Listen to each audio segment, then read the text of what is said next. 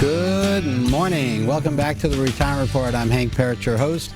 You know, it's tax time. We've, so a good time to be looking at doing your tax planning for 2020 as you're getting ready to file your taxes for 2019.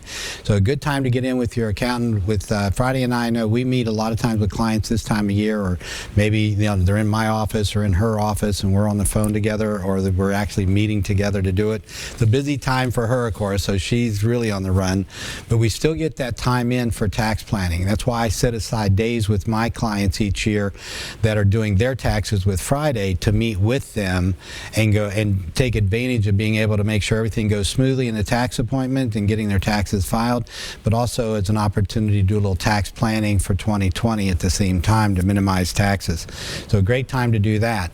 The market, scary place right now, this coronavirus, have some perspective on this. Understanding, for instance, in the United States alone, so we're talking worldwide, I think we're up to maybe close to 80,000 now infected with coronavirus. And of that, they're showing a death percentage, I think, of people that have died from it at about 2%.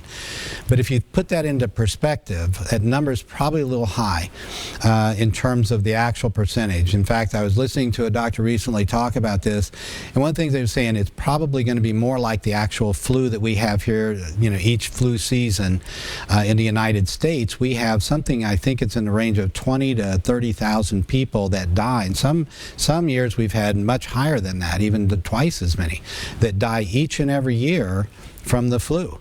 So you've got 22 million people that catch the flu every year, and at least that, and some say even higher. Hundreds of thousands that end up hospitalized, and somewhere, as I said, in the neighborhood of 20 to 30,000 that die every year just from the flu. Now, of course, we have vaccines that help with that. We have treatments that can also help. So it's mainly the at-risk population, those that are older, maybe have poor immune systems, very young, that are more at risk here. Coronavirus is being compared to that and saying, keep a little perspective. Yes, we don't have the vaccine yet.